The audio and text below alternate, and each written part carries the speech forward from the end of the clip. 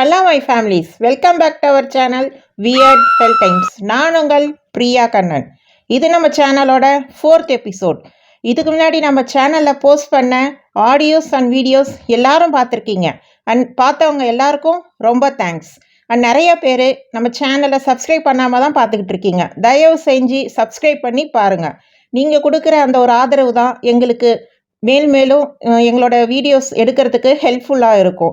So keep supporting us. And மறக்காமல் like பண்ணுங்கள், share பண்ணுங்கள் அண்ட் கமெண்ட் பண்ணுங்கள். எப்பவும் போல் இன்றைக்கும் நான் நம்ம சப்ஸ்கிரைபர் வாழ்க்கையில் நடந்த உண்மை பேய் சம்பவத்தோடு வந்திருக்கேன். இன்னொரு விஷயம், இப்போ நான் சொல்ல போகிற இந்த பேய் சம்பவம் கொஞ்சம் குட்டி ஸ்டோரியாக இருக்கும், ஆனால் கேட்க கொஞ்சம் வியர்டாக இருக்கும்.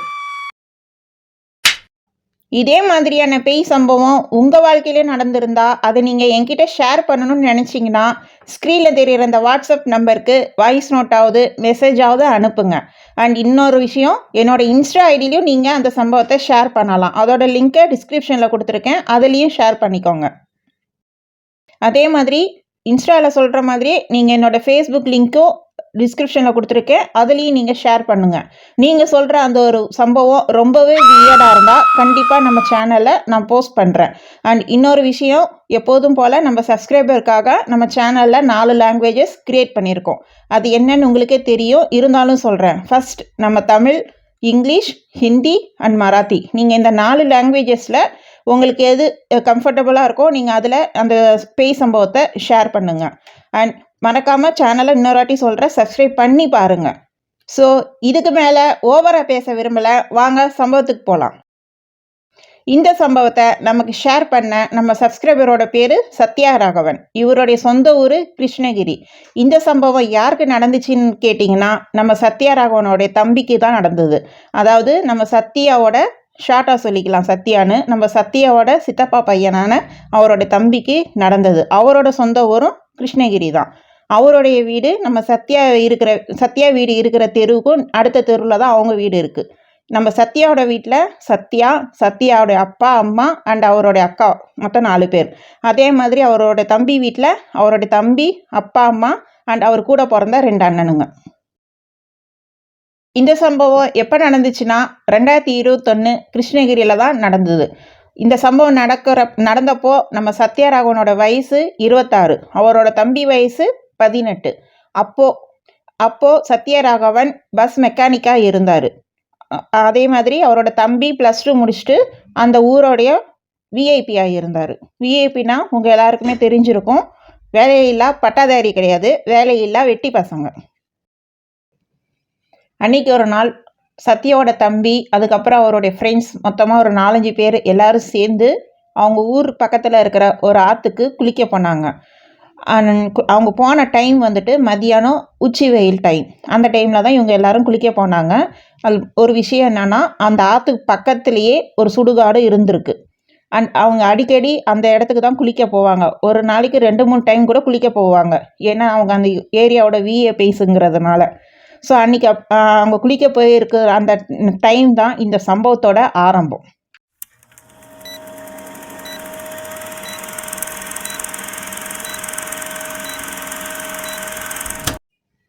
அந்த மாதிரி அவங்க அன்றைக்கி குளிச்சிட்டு இருக்கும்போது கொஞ்சம் நேரம் அங்கேயே எப்போதுமே டைம் ஸ்பெண்ட் பண்ணிவிட்டு கொஞ்சம் எல்லாம் பேசிவிட்டு ஏதாவது சிம்பிளாக ஏதாவது டிஃபன் மாதிரி செஞ்சு சாப்பிட்டுட்டு தான் எல்லோரும் வீட்டுக்கு போவாங்க.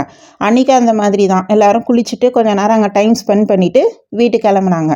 அதாவது அவங்க வீட்டிலேருந்து அந்த ஆற்றுக்கு வர வழி எப்படி இருக்குன்னு பார்த்தீங்கன்னா, வீட்டிலேருந்து, அதாவது சத்யாவோட தம்பி வீட்டிலேருந்து கொஞ்சம் தூரம், அதாவது ஒரு பாதி தூரம் வரைக்கும் நார்மலாக வீடுங்க அந்த மாதிரி இருக்கும். மிச்சம் பாதி தூரம் வயக்காடு, பொட்டாங்காடு மாதிரி அந்த மாதிரி ஏரியா இருக்கும். ரிட்டன் அங்கேருந்து வரும்போது ஃபஸ்ட்டு பொட்டாங்காடு வரும், நெக்ஸ்ட்டு வீடுங்க வரும். இவங்க அப்படி கிளம்பி வந்துட்டு இருக்கும்போது அதே மாதிரி அவங்க அந்த பாதை வந்துட்டு ஒத்தடி பாதை மாதிரி தான் இருக்கும் கொஞ்சம் தூரம் வரைக்கும். அந்த மாதிரி இவங்க 1 by 1 தான் போய் ஆகணும். அந்த மாதிரி இவங்கெல்லாம் போயிட்டுருக்கும்போது லாஸ்ட்டாக தான் இவர் சத்யாவோட தம்பி போனார். அந்த டைமில் எங்கேருந்து தான் வந்துச்சுன்னு தெரியல, திடீர்னு ஒரு சூறாவளி, உங்களுக்கே தெரிஞ்சிருக்கும், காட்டிலலாம் அந்த மாதிரி மதிய டைமில் அந்த நைட்லலாம் ஒரு காற்று மாதிரி அடிக்கும். நம்மளை வயசு பசங்களெல்லாம் அங்கே இருக்கக்கூடாது, போகக்கூடாது, அதேமாரி அதை நிமிர்ந்து பார்க்கக்கூடாதுன்னு சொல்லுவாங்க. அதே மாதிரி தான் அன்றைக்கி நடந்துச்சு. அது என்னென்னா, வரிசைலாம் எல்லோரும் போயிட்டுருக்கும்போது திடீர்னு அந்த காற்று வரதுக்கும் லாஸ்ட்டாக நம்ம சத்யாவோட தம்பி போகிறதுக்கும் சரியாக இருந்தது. எப்படின்னா இப்படி இப்படி கிராஸ் பண்ணி அந்த காற்று போயிட்டு அந்த போன அந்த செகண்டு என்னாச்சுன்னா அவரோட தம்பி வந்து பிளாங்காக என்னவோ நடந்த மாதிரி ஃபீல் பண்ணி ஒரு செகண்ட் நின்றுட்டு அதுக்கப்புறம் தான் அவர் வீட்டுக்கு போனார். அன்றைக்கி ஈவினிங்லேருந்து இந்த ப்ராப்ளம் ஆரம்பிச்சது. அதாவது அவங்க ஆற்றுலேருந்து வந்ததுக்கப்புறம் இவர் அப்படியே ஆப்போசிட்டாக மாறிட்டாருன்னு சொன்னாலே அது என்னென்னா அவரோட ஆக்டிவிட்டீஸ் டோட்டலாகவே ஒரு 18 வயசு பையன் எப்படி இருந்தானோ அப்படியே 40 வயசு ஆளுங்க எப்படி இருப்பாங்களோ அதே மாதிரி இவர் பண்ண ஆரம்பித்தார். அதாவது நீங்கள் நினைக்கிற ஃபுல்லாலாம் கிடையாது. பேசுறது, பழகிறது, நடந்துக்கிறது, நடக்கிறது, சாப்பிட்றது, இந்த மாதிரிலாம் ஒரு 40 வயசு ஆள் எப்படி வீட்டில் இருந்தால் பண்ணுவாரோ அதே மாதிரி தான் அவரோட தம்பியும் பண்ண ஆரம்பித்தார். அதாவது இருந்தாப்புல இருந்து நைட்டில் எந்திரிச்சு ஆற்றுக்கு ஓடிடுறது யாருக்கும் தெரியாமல். எங்கே போனாலும் எங்கேயாவது போனாலும் சுற்றி வலிச்சு அவர் வந்து எங்கே இருப்பார்னா அந்த ஆற்று பக்கத்தில் தான் உட்காந்துருப்பார். சம்திங் அதெல்லாம் நம்மக்கிட்ட சொல்லலை, அங்கே தான் இருந்திருக்காரு. அந்த டைம்லலாம் என்ன பண்ணுவாங்கன்னா சத்யாவோ அதுக்கப்புறமா அவர் தம்பியோட கூட பிறந்தவங்க மொத்தம் இவங்க 3 பேருமே எங்கேயாவது தேடி கண்டுபிடிச்சி ஊரெல்லாம் தேடுவாங்க. ஆனால் இருக்கிற ஒரே இடம் அந்த ஆற்றுல தான். அங்கே தான் போய் கூட்டிகிட்டு வந்து வீட்டில் விடுவாங்க. இதே மாதிரி இதே சிச்சுவேஷன் அந்த ஃபேமிலிக்கு அவருக்கு 1 மாதம் போயிட்டு இருந்தது.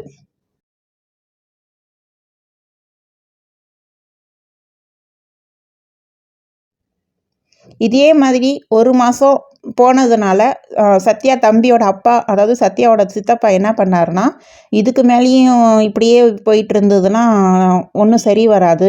இதுவே 1 மாதம் ஆயிடுச்சு, இவன் இப்போ மாறிடுவான்னு நினச்சா இவன் மாறுறதா தெரியல, இருக்க அதிகமாக தான் போயிட்டுருக்கு அப்படின்னு யோசித்து அவங்க வீட்டுக்கிட்ட இருக்கிற ஒரு முனீஸ்வரன் கோயிலுக்கு போகலான்னு முடிவு பண்ணி சத்யாவோட ஃபேமிலி கூட்டிகிட்டு இவங்க ஃபேமிலியும் கூட்டிகிட்டு, அதாவது சத்யாவோட தம்பி அவங்களையும் கூட்டிகிட்டு அந்த கோயிலுக்கு போனாங்க.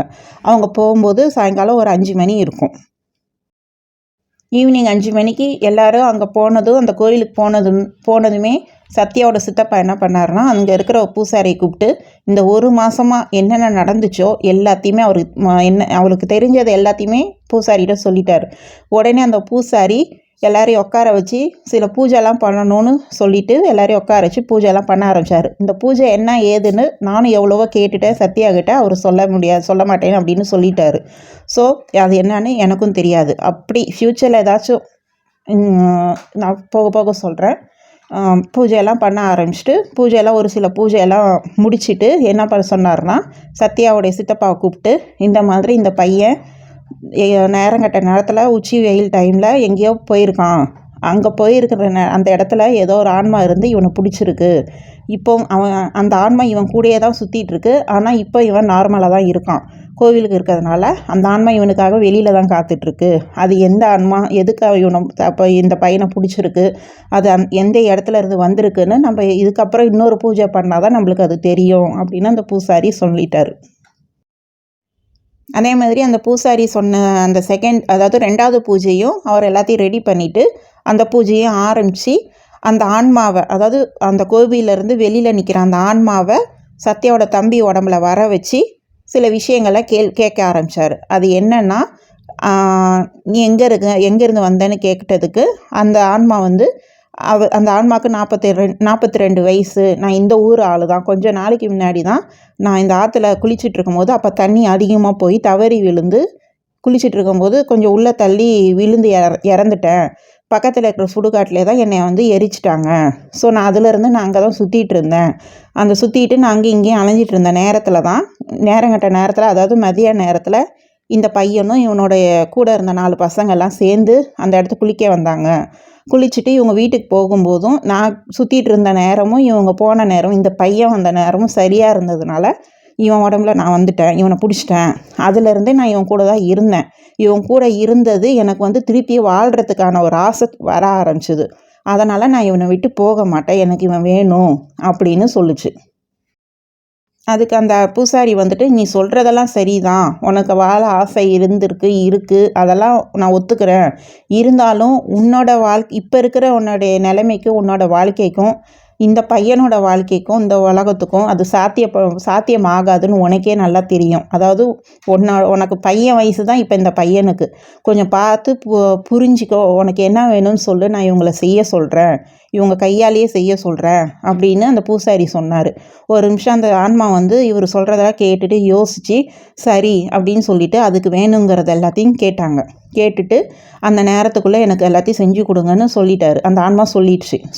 சொன்னதுக்கப்புறமா அந்த பூசாரி வந்து இவங்கக்கிட்ட எல்லாத்தையும் இந்த நேரத்துக்குள்ளே எல்லாத்தையும் பண்ணிடுங்க அப்படின்னு சொல்லி அவங்களும் எல்லாத்தையும் அந்த நேரத்துக்குள்ளே சத்யாவோட சித்தப்பா எல்லாருமே அந்த ஆன்மா கேட்ட விஷயங்கள் எல்லாத்தையுமே செஞ்சு கொடுத்து அந்த ஆன்மாவை திருப்திப்படுத்திட்டாங்க.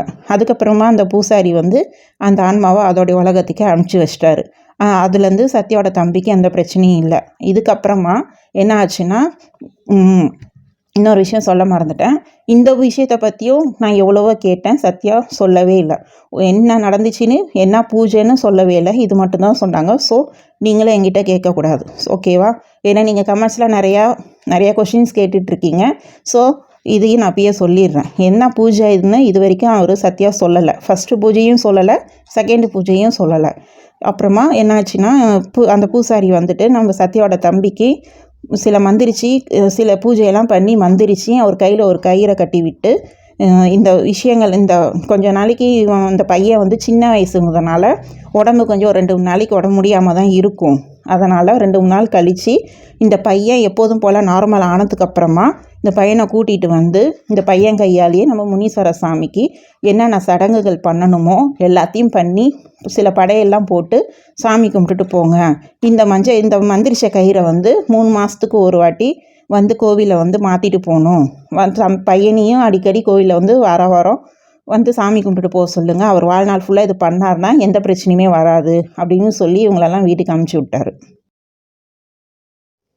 அந்த பூசாரி சொன்ன மாதிரி சத்யாவோட தம்பிக்கு 2-3 நாள் உடம்பு முடியாமல் எல்லாத்தையும் சரி பண்ணிவிட்டு அவர் சொன்ன மாதிரி முனீஸ்வரனுக்கு எல்லா படையிலும் போட்டு முடிச்சுட்டு சாமி கும்பிட்டுட்டு போனதுக்கப்புறமா அடிக்கடி அவர் 3 மாதத்துக்கு ஒரு வாட்டி சத்யாவோட தம்பி வந்து கயிறை மாற்றுறதும் வாரம் கோயிலுக்கு போகிறதும் இன்றைக்கி வரைக்கும் அவர் பண்ணிட்டு தான் இருக்கார்.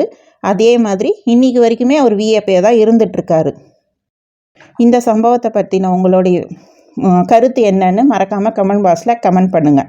இந்த சம்பவத்தோட என்னைய கேட்டிங்கன்னா நான் என்ன சொல்லுவேன்னா, யாராக இருந்தாலுமே நம்ம வயசாக இருந்தாலும் அந்த பையனோட வயசாக இருந்தாலுமே பெரியவங்க சொன்னால் ஒரு சில விஷயங்கள் அர்த்தமாக தான் இருக்கும். அந்த மாதிரி விஷயங்கள் நம்ம கேட்டு நடந்துக்கிட்டோம்னா இந்த மாதிரி பிரச்சனை நமக்கு வராது. நீங்களும் உங்களோட கமெண்ட் பாக்ஸில் கமெண்ட் பண்ணுங்கள்.